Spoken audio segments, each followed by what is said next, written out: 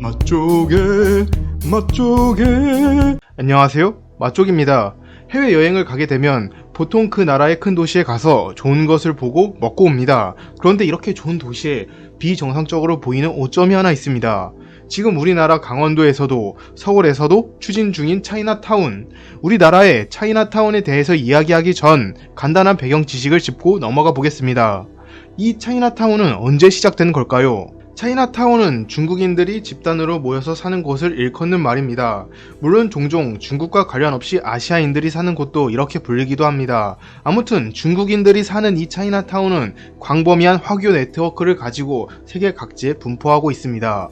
차이나타운의 시작은 필리핀의 수도인 마닐라에 있습니다. 이 마닐라의 한 지구인 비논도에 1594년에 설립된 차이나타운이 가장 오래된 차이나타운으로 인정받고 있습니다.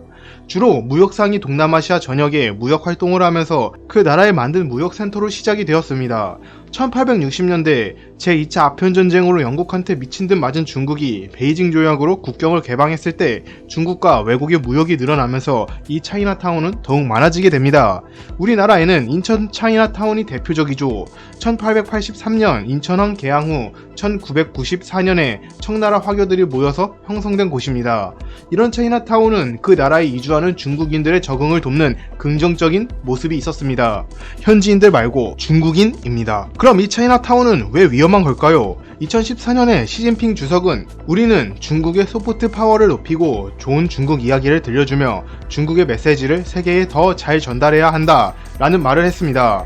이 차이나타운은 시진핑이 말하는 소프트 파워의 일환입니다. 소프트 파워란 간단히 매력으로 볼 수 있습니다. 이 소프트 파워는 조셉 나이라는 미국의 정치학자가 1980년대 도입한 개념입니다. 간단히 제가 친구들에게 맛조개 채널에 구독을 누르게 만드는 방법은 여러가지일 겁니다. 정말 절실하게 구독 좀 눌러주세요 부탁하는 방법과 칼을 들고 가서 안 누르면 찌를 거야 협박하는 방법, 아니면 돈 같은 뇌물을 쓰는 방법. 여기서 소프트 파워는 제가 정말 재밌고 멋진 컨텐츠를 만들어서 링크를 자주 주고 이에 친구도 거부감 없이 스스로 맛조개 채널을 구독하게 만드는 방법, 그냥 자연스럽게 구독을 누르게 하는 방법이죠. 칼을 들고 가서 안 누르면 찌를 거야 협박하거나 뇌물을 주는 방법, 중국이 지금 위구르를 강압적으로 통제하는 방법은 하드파워라고 부릅니다. 하지만 하드파워는 강압이 사라지는 순간 그 효력이 없어지지만 저 소프트 파워는 그 여운이 오래갑니다. 이처럼 소프트 파워가 위험하다는 것은 중화 사상으로 볼 수 있습니다. 본인이 세뇌되어 좋은 점을, 매력을 스스로 남들에게 전파하게 됩니다. 게다가 세뇌가 되면 다른 더욱 좋은 것이 보이지 않게 되는 경우도 있죠. 비록 실패했지만 일제감정기 때 문화통치라는 이름으로 한국인들에게 일본식 성명을 강요하거나 한글을 사용하지 못하게 한 이유를 생각해보면 좀 더 피부로 와닿지 않을까 싶네요. 지금 우리나라의 한류나 일본의 쿨재팬도 이 소프트 파워로 볼 수 있죠. 그리고 지금 세계에서는 중국의 악행 때문에 중국의 소프트 파워를 저지하려는 움직임을 보이고 있습니다. 전 세계적으로 중국 도시와의 자매 결혼을 끊거나 공자학원을 철수하는 모습을 보이고 있죠. 그럼 한국에서 중국의 소프트 파워 전략은? 중국의 소프트 파워 전략은 한국이든 세계이든 핵심은 크게 두 가지입니다. 첫 번째, 차이나타운, 두 번째, 공자학원.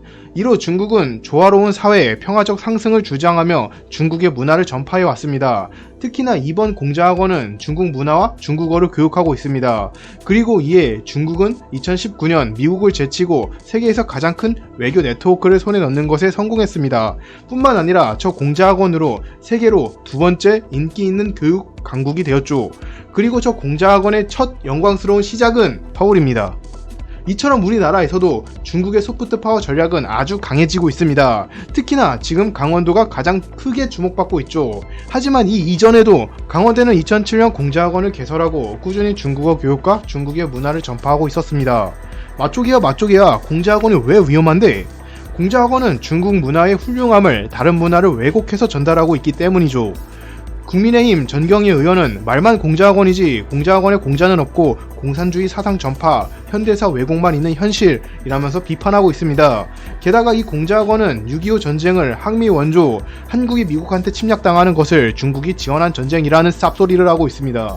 침략은 중국이 했는데 말입니다. 여기서 아까 강원도의 차이나타운 이야기로 돌아가 65만 명의 국민이 이겼다. 강원도 차이나타운 개발 안 된다. 강원도 최문순 지사는 강원도에 차이나타운을 만들려고 했습니다. 한중 문화타운 사업이 차이나타운이라는 것은 말도 되지 않는 얘기다. 하지만 최근 반중 정서로 청와대의 국민청원까지 올라오면서 결국 이 사업의 진행은 불가능하게 된 사건이죠. 이런 실패에도 최문순은 문재인과 함께하는 중국몽을 버리지 않았고 춘천과 전동진, 포천에도 차이나타운을 만들려고 하고 있습니다. 2021년 5월 5일 한중 문화타운 사업에 대해 알려드립니다. 라는 기사를 살펴보면 강원도의 차이나타운은 중국인들이 사는 차이나타운이 아니라 테마형 관광단지를 목표로 구상되었다고 합니다. 한국과 중국 양국의 우수한 문화를 한 곳에 합쳐서 국내외 관광객들을 유치할 목적이라고 합니다. 외국인들이 거기 갈까요? 일본인이 한국에서 중국 문화를 찾을까요? 중국이 궁금한 유럽인들은 중국에 직접 가지 않을까요? 어정쩡하게 섞인 문화보다 한국에 오는 외국인들은 한국의 고유의 맛을 원할 거고 중국을 원하는 외국인들은 중국에 갈 거라고 생각이 듭니다. 여러분들은 어떻게 생각하시나요?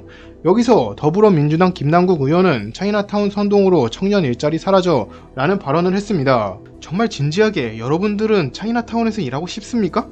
이번 정부는 일자리 창출도 제대로 못하면서 그냥 일자리만 만들면 된다는 수준 낮은 생각을 하고 있는 것 같습니다.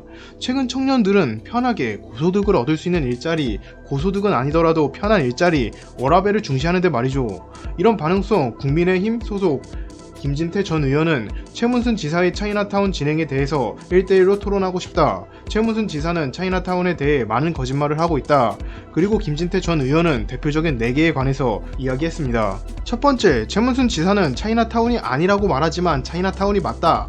작은 중국을 만들 거라고 말한 건 최문순 지사 본인이다. 여기서 사업하러 들어온 중국인들이 그 지역에 안 살 것 같냐? 사업과 주거를 따로 보는 것은 멍청한 짓이다. 두 번째, 한옥타운으로 건설하겠다. 차이나타운 건설할 곳을 보면 골프장이 있습니다. 이 골프장의 클럽하우스로 이미 지어져 있는 한옥 건물이 한 채 있다고 합니다. 최문순 지사는 이 한 채로 민간의 건물로 차이나타운을 한옥타운이라고 말하고 있는 것이라고 합니다. 세 번째, 최문순 지사의 중국 자본은 없다. 100% 한국 자본이다. 라고 말한 것은 강원도 의회에서 최문순 지사는 본인이 총 사업비 1조 원 중에서 약 5,985억이 중국 자본이라고 말했다고 합니다. 네 번째, 1대1로 사업이라고 말한 건 외교적 수사일 뿐 1대1로 사업이 아니다. 최문순 지사는 이미 라디오에서 이 사업을 문화 인터뷰라고 말한 적이 있습니다. 이에 김진태 전 의원은 1대1로는 세계를 중국몽으로 덮자는 것으로 우리가 벗어나야 할 악몽이라고 말했습니다. 여러분들은 지금 문 정부에서 중국몽을 꿈꾸는 것에 대해서 어떻게 생각하시나요? 이상 맛쪽이었습니다. 영상이 마음에 드셨다면 구독과 좋아요 부탁드립니다. 모두 행복하세요.